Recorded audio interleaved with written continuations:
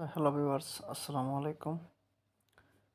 আজকে আমি একটি গুরুত্বপূর্ণ ভিডিও নিয়ে এসেছি আপনাদের জন্য। যারা এমপ্লয়মেন্ট এক্সচেঞ্জ সার্টিফিকেটের জন্য আগে থেকে রেজিস্ট্রেশন করে রেখেছিলেন, সার্টিফিকেট বানিয়ে রেখেছিলেন, ওনাদের জন্য এই ভিডিওটি খুবই হেল্পফুল হবো, খুবই গুরুত্বপূর্ণ। তাই ভিডিওটি শেষ অবধি দেখবেন। আসাম সরকার আমাদেরকে 2 জানুয়ারি থেকে জানিয়ে দিয়েছে যে 29 ফেব্রুয়ারির আগে যারা এমপ্লয়মেন্ট এক্সচেঞ্জ সার্টিফিকেট বানিয়েছিলেন ওনারা সার্টিফিকেটটি রেজিস্ট্রেশন করতে হবে। অর্থাৎ সার্টিফিকেটের জন্য কিছু আপডেট করা হয়েছে, আপডেট আনা হয়েছে পোর্টালে, কিছু পরিবর্তন করা হয়েছে পোর্টালে। সেই পরিবর্তিত অপশনগুলো পাওয়ার জন্য সবাইকে রেজিস্ট্রেশন করতে হবে, যারা আগে থেকে করে রেখেছিলেন। আর যারা নতুন করে রেজিস্ট্রেশন করতে চান ওনারা শুধুমাত্র রেজিস্ট্রেশন করলেই হবে, কিছু করতে হবে না। যারা পুনরায় রেজিস্ট্রেশন করবেন, অর্থাৎ পরিবর্তিত অপশনগুলো পোর্টালে যে অপশনগুলো এসেছে সেইগুলো পাওয়ার জন্য ওনাদের রেজিস্ট্রেশন নাম্বার সেম থাকবে, শুধুমাত্র রেজিস্ট্রেশনের ডেটটি পরিবর্তন হবে। আর যে পরিবর্তনগুলো হলো, ইমেল ভেরিফিকেশন করতে হবে। প্রথমে আমরা যখন করেছিলাম মোবাইল নাম্বার ভেরিফিকেশন করা হয়েছিল, বর্তমানে ইমেল ভেরিফিকেশন করার জন্য অপশন দিয়েছে। একটা ওটিপি আসবে, ওটিপির মাধ্যমে ভেরিফাই হবে ইমেল ভেরিফাই করার পর অসম সরকার আমাদেরকে যে চাকরির নোটিফিকেশন আসবে, বিজ্ঞপ্তি আসবে, সেগুলো ইমেলের মাধ্যমে, মোবাইলের মাধ্যমে পাঠিয়ে দেবে যার যার মোবাইলে। সেই জন্য এই আপডেটগুলো আনা হয়েছে। এবং এডুকেশনাল কোয়ালিফিকেশনে কিছু আপডেট আনা হয়েছে। যেরকম আগে আমরা সাবজেক্ট নিজে টাইপ করে লিখতে হতো, এখন বর্তমানের আপডেট পোর্টালে এরকম নয়, সার্চ ইঞ্জিন দেওয়া হয়েছে। সার্চে ইএনজি লিখলে ইংলিশ চলে আসবে। এরকম যে সাবজেক্ট যার রয়েছে সেটি 2-1টি লেটার্স লিখলে চলে আসবে, প্রেফারেন্স নিচে থেকে সিলেক্ট করতে পারবেন। এবং বোর্ড রয়েছে, যার যে বোর্ড থাকতো সেটা আমরা আগে হাত দিয়ে লিখতাম, এখন টাইপ করে লিখতাম। এখন এরকম নয়, প্রেফারেন্স নিচে দেওয়া থাকবে, সেটি নিজে যার যার মতো করে বোর্ড সিলেক্ট করে বানিয়ে নেবেন। তো এই আপডেটগুলো এসেছে। আপডেটগুলো করতে হলে আমরা সেবা সেতুতে গিয়ে যার যার রেজিস্ট্রেশন করা প্রোফাইলে গিয়ে এই আপডেটগুলো করে নেব।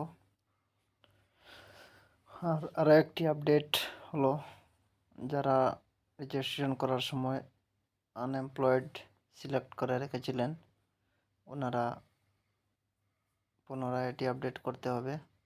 যারা এখন বর্তমানে চাকরি পেয়ে গিয়েছেন ওনারা এমপ্লয়মেন্ট সিলেক্ট করতে হবে।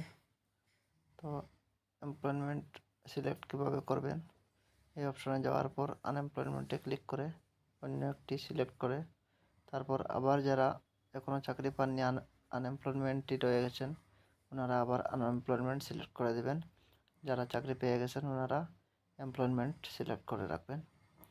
এবং এই বিষয়ে অসমের বিভাগীয় মন্ত্রী জয়ন্ত মল্ল স্যার ওনার প্রেস মিটে যে কথাগুলো বলেছিলেন সেই ভিডিওটি আপনাদেরকে দিয়ে দিচ্ছি, সেটি দেখে নিলে বিস্তারিত বুঝতে পারবেন।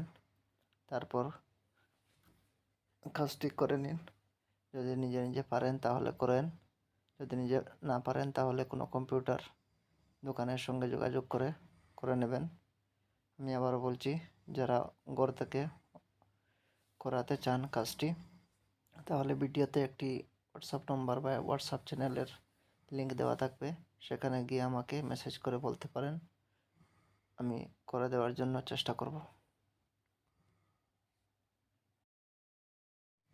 তো আশা করি ভিডিওটি শেষ অবধি দেখবেন। ভিডিওটি দেখে যদি ভালো লাগে আমার পেজটি ফলো করে রাখবেন। আর ইউটিউব চ্যানেল থেকে যদি দেখে থাকেন তাহলে চ্যানেলটি সাবস্ক্রাইব করে রাখবেন। আর যারা ঘরে থেকে এই এক্সচেঞ্জ সার্টিফিকেটের কাজগুলো করাতে চান, ডেসক্রিপশনে হোয়াটসঅ্যাপ নাম্বার বা হোয়াটসঅ্যাপ চ্যানেলের লিঙ্ক দেওয়া থাকবে, সেখানে গিয়ে আমার সঙ্গে যোগাযোগ করতে পারেন। ধন্যবাদ সবাইকে। ভিডিওটি দেখুন। আমি 2024 চনৰ 2 জানুৱাৰী আৰু নৱবৰ্ষৰ এই দ্বিতীয়টো দিনত আপোনালোক সকলোলৈকে শুভেচ্ছা জনাই আমি আমাৰ বিভাগৰ কেইটামান কথা আপোনালোকক ক'ব বিচাৰিছোঁ। আপোনালোকে জানে যে আমাৰ এমপ্লয়মেণ্ট স্কিল ডেভেলপমেণ্ট এণ্টাৰপ্ৰিনাৰশ্বিপ ডিপাৰ্টমেণ্টৰ ফালৰ পৰা আমি আনএমপ্লয়ড বা আমাৰ যুৱকসকলৰ ৰেজিষ্ট্ৰেশ্যনৰ এটা নিয়ম আছে যে যাক আমি এমপ্লয়মেণ্ট এক্সচেঞ্জৰ ৰেজিষ্ট্ৰেশ্যন বুলি সাধাৰণ অৰ্থত কওঁ। আমি এই এমপ্লয়মেণ্ট এক্সচেঞ্জৰ ৰেজিষ্ট্ৰেশ্যনৰ জৰিয়তে আমাৰ ৰাজ্যখনত বিভিন্ন শিক্ষাগত অৰ্হতা সম্পন্ন কিমান যুৱক যুৱতী আছে, কিমান আনএমপ্লয়ড আছে, এই গোটেই তথ্যখিনি আমি সেই এমপ্লয়মেণ্ট এক্সচেঞ্জৰ ৰেজিষ্ট্ৰেশ্যনৰ তথ্যৰ পৰা আমি গম পাওঁ। বিগত সময়ত এই ৰেজিষ্ট্ৰেশ্যন আমাৰ চলি আছিল আৰু আমি এই ৰেজিষ্ট্ৰেশ্যনক অনলাইন পৰ্টেললৈকে সেৱা সেতু পৰ্টেলৰ জৰিয়তে অনলাইন কৰিছিলোঁ আৰু যোৱা কিছুদিন ধৰি আমাৰ অনলাইনতে ৰেজিষ্ট্ৰেশ্যন চলি আছিল, যিটো আগতে এমপ্লয়মেণ্ট এক্সচেঞ্জবিলাকৰ অফিচত গৈ মানুহে ৰেজিষ্ট্ৰেশ্যন কৰিছিল। আমি পিছলৈকে ইয়াক অনলাইন পৰ্টেললৈ আনিলোঁ আৰু অনলাইন পৰ্টেলতে আজিকালি সকলোৱে ৰেজিষ্ট্ৰেশ্যন কৰিব পাৰে। কিছুমান স্পেচিফিক কাৰণত য'ত আমাৰ অফলাইনৰ প্ৰয়োজন হয়, যেনেকৈ NRC ৰিলেটেড কথা হ'ব পাৰে বা অন্যান্য দিব্যাংগজন হ'ব পাৰে, এনেকুৱা কিছুমান স্পেচিফিক কাৰণত আমি অফলাইন ৰেজিষ্ট্ৰেশ্যনো এমপ্লয়মেণ্ট এক্সচেঞ্জত গৈ কৰে। এতিয়া আমাৰ এই অনলাইন পৰ্টেলৰ জৰিয়তে যিটো ৰেজিষ্ট্ৰেশ্যন কৰি আছিলোঁ, এই ৰেজিষ্ট্ৰেশ্যনত আমি আজিৰে পৰা আমি আকৌ ৰেজিষ্ট্ৰেশ্যনৰ ব্যৱস্থা এটা এইকাৰণে কৰিছোঁ যে আমাৰ অনলাইন পৰ্টেলত ৰেজিষ্ট্ৰেশ্যন হৈ থকা গোটেই ব্যৱস্থাটোত কিছুমান ফিল্ড বা স্পেচিফিক কিছুমান ফিল্ডৰ আমাৰ তাত নাছিলে।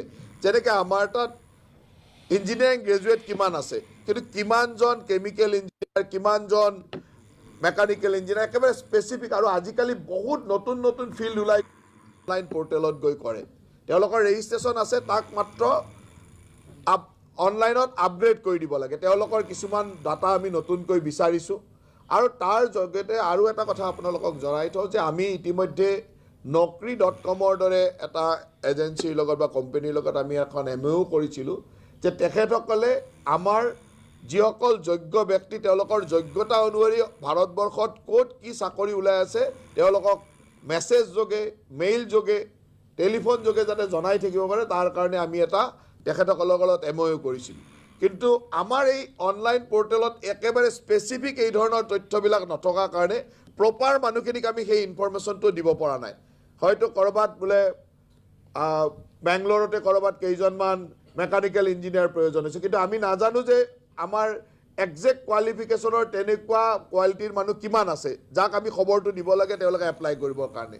হয়তো গোটেই BTech-খিনিকে আমি দিব লগা হৈছে। এনেকুৱা কিছুমান অসুবিধাৰ কাৰণে এই অনলাইন ৰেজিষ্ট্ৰেশ্যনৰ স্পেচিফিক ফিল্ডবিলাকৰ অত্যন্ত প্ৰয়োজন হৈছে। আৰু ডাটা শ্বেয়াৰিং পলিচি মতেও আমি যাৰ ডাটা কাৰোবাৰ লগত শ্বেয়াৰ কৰোঁ তেওঁলোকৰ এটা কনচেণ্টৰো প্ৰয়োজন, কাৰণ তেওঁলোকক আমি তেওঁলোকৰ ডাটাটো আমি দিম, তেওঁলোকলৈকে তথ্য খবৰ আহিব, মেইল আহিব, এইখিনিৰ কাৰণে তেওঁৰ এটা কনচেণ্টৰো প্ৰয়োজন। এই গোটেই কথাখিনিক আগত ৰাখি আমি আজিৰে পৰা এই অনলাইন পৰ্টেলটো লাইভ কৰি দিছোঁ। অহা ফেব্ৰুৱাৰী মাহৰ 29 তাৰিখলৈ ইয়াত সকলো আনএমপ্লয়ড ৰেজিষ্ট্ৰেশ্যন কৰা, এমপ্লয়মেণ্ট এক্সচেঞ্জৰ ৰেজিষ্ট্ৰেশ্যন কৰা সকলো মানুহে যাতে ইয়াত পুনৰ পঞ্জীয়নটো কৰে। এই পুনৰ পঞ্জীয়নৰ জৰিয়তে তেওঁলোকৰ যিমানখিনি তথ্য আছে সেই তথ্যখিনি আমি সম্পূৰ্ণৰূপে দিবৰ কাৰণে অনুৰোধ কৰিছোঁ, যাতে আমি তেখেতসকলৰ ভৱিষ্যতৰ সংস্থাপনৰ দিশত যথেষ্টখিনি সহায় কৰিব পাৰোঁ। দ্বিতীয়তে, এই বছৰে ধৰক আমি এতিয়ালৈকে আমাৰ চৰকাৰে প্ৰায় 88,000 লোকক চাকৰি দিলে। 88,000 বুলি তেওঁলোকে ৰেজিষ্ট্ৰেশ্যনৰ সময়ত কৈ দিব যে তেওঁ এমপ্লয়ড হ'ল। ইয়াত এমপ্লয়ড লোকেও ৰেজিষ্ট্ৰেশ্যনত থাকিব পাৰে, যে যোনে এমপ্লয় হৈ গ'ল তেওঁলোকে এমপ্লয়ড বুলি ৰেজিষ্ট্ৰেশ্যন কৰি থৈ দিব, তেওঁৰ বেটাৰ এমপ্লয়মেণ্টৰ কাৰণে সেই স্ক'পটো থাকিব।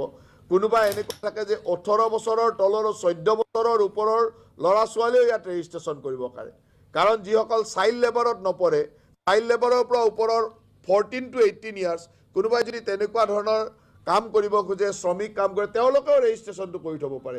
গতিকে 18 বছৰৰ তলৰ বা 14 বছৰৰ ওপৰৰ ল'ৰা ছোৱালীৰ ৰেজিষ্ট্ৰেশ্যন ইয়াত থাকে। গতিকে এই গোটেই ৰেজিষ্ট্ৰেশ্যন ছিষ্টেমটো আমি কিছু ট্ৰেন্সপাৰেণ্ট কৰিব খুজিছোঁ।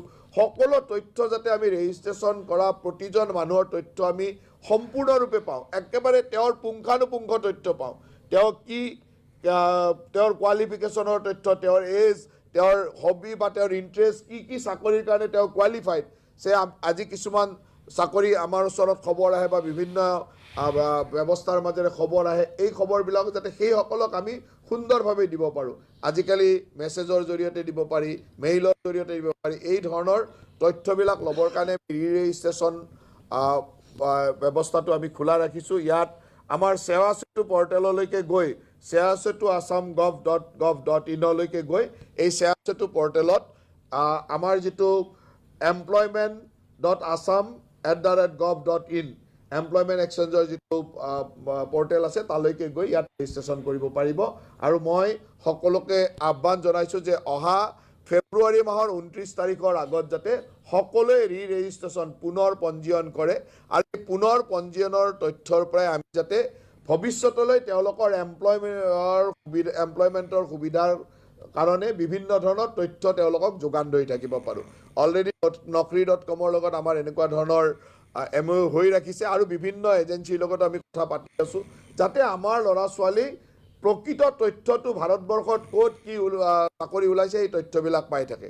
আপোনালোকে নিশ্চয়কৈ গম পাইছে যে আমাৰ টাটা ইলেক্ট্ৰনিক্সে ইতিমধ্যে আমাৰ 1000 যুৱতীক বেংগলোৰত চাকৰি দিবৰ কাৰণে ইতিমধ্যে এটা ৰাউণ্ড আমাৰ চিলেকশ্যন হৈ গ'ল।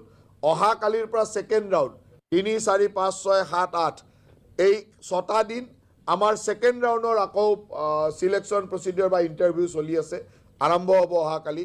ফাৰ্ষ্ট যিটো আমাৰ ইণ্টাৰভিউ হৈছিলে তাত আমি 545 ছোৱালী আমাৰ চিলেক্ট হ'ল।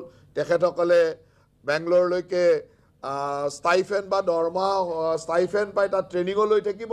আৰু এই বাকীখিনি এইকেইদিনৰ ভিতৰত আমি 1000 চিলেক্ট কৰি তেওঁলোকক পঠাম, যাতে তেওঁলোকে 12,000 টকাকৈ দৰমহা পাব, থকা খোৱা সকলো ব্যৱস্থা পাব। গতিকে টাটা ইলেক্ট্ৰনিক্সত আমি অসমৰ 1000 যুৱতীক, হায়াৰ ছেকেণ্ডেৰী পাছ 1000 যুৱতীক এইবাৰ আমি ট্ৰেইনিং বা এই ধৰণৰ কামৰ কাৰণে নিযুক্তি দিম।